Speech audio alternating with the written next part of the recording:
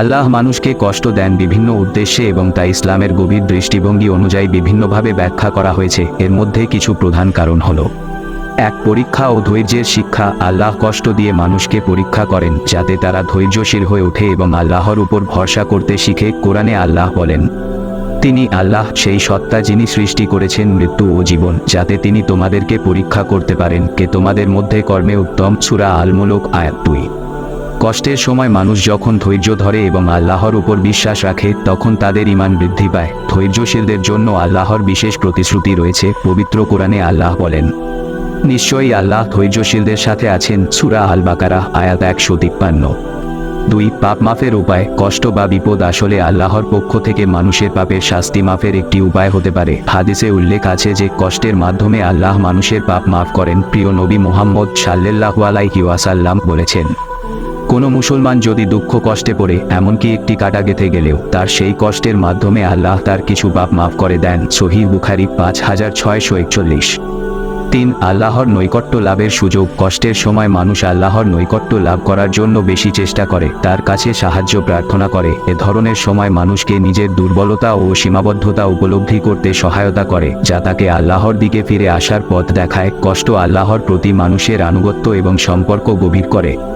4. এই দুনিয়ার অস্থায়িতা স্মরণ করানো। এই দুনিয়া ক্ষণস্থায়ী এবং চিরস্থায়ী নয়, তাই এখানে সবকিছু সম্পূর্ণ ও নিরবচ্ছিন্ন সুখের হবে না। কষ্ট মানুষকে স্মরণ করিয়ে দেয় যে এই পৃথিবীর সুখ দুঃখ সাময়িক, প্রকৃত ও চিরস্থায়ী সুখ একমাত্র আখিরাত বা পরকালে, যা ভালো কর্ম এবং আল্লাহর প্রতি আনুগত্যের মাধ্যমে অর্জন করা যায়।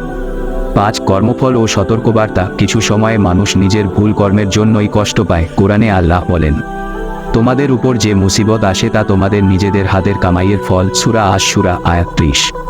এটি মানুষকে সতর্ক করে যাতে সে তার জীবন ও কর্মকে সংশোধন করতে পারে এবং আল্লাহর পথে ফিরে আসে।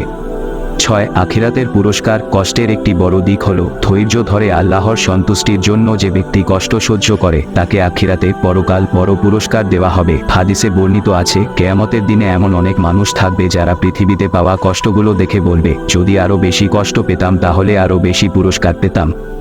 7. শক্তি ও উন্নতি। মানুষের জীবনে কষ্ট ও বিপদ আসার মাধ্যমে আল্লাহ তাকে শক্তিশালী ও পরিপক্ক করে তোলেন। কঠিন সময় মানুষের মনের দৃঢ়তা এবং আত্মবিশ্বাসকে উন্নত করে। এটি তাকে জীবনের অন্যান্য চ্যালেঞ্জ মোকাবিলায় প্রস্তুত করে এবং আল্লাহর উপর পূর্ণ নির্ভরতা শিখায়। 8. মানবিক দায়িত্ব ও সহানুভূতির বিকাশ। কষ্ট ভোগ করলে মানুষ অন্যের কষ্ট বুঝতে পারে এবং তাদের সাহায্য করতে আগ্রহী হয়। এতে সমাজে পারস্পরিক সহানুভূতি ও সহযোগিতা বৃদ্ধি পায়। এটি মানুষকে উদার, দয়ালু এবং দায়িত্বশীল করে তোলে। 9. আল্লাহর প্রজ্ঞা। কিছু কষ্টের প্রকৃত কারণ বা উদ্দেশ্য মানুষ তৎক্ষণাৎ বুঝতে পারে না। আল্লাহ সর্বজ্ঞ এবং তিনি তার সৃষ্ট জীবের জন্য যা ভালো তা জানেন। কিছু বিপদ ও কষ্ট আমাদের জন্য আখিরাতে বড় কল্যাণ বয়ে আনতে পারে, যা আমরা এই জীবনে বুঝতে পারি না।